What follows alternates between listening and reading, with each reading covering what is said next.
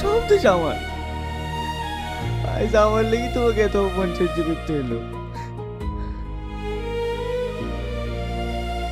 ওরা তো ঠিকই বলেছে, আমাদের আছে বাকি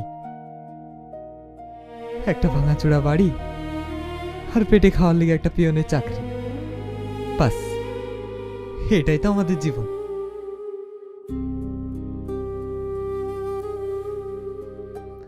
আমাকে ক্ষমা করে দিস বাপ, স্যারের সামনে তোদের বিয়ের কথা আমি বলতে পারলাম না।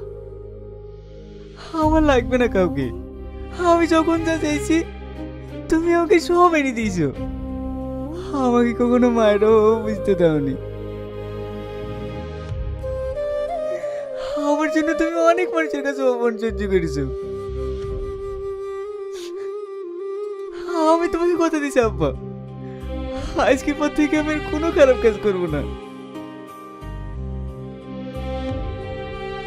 বাবু, আমাকে এক গ্লাস পানি এসে দিবি?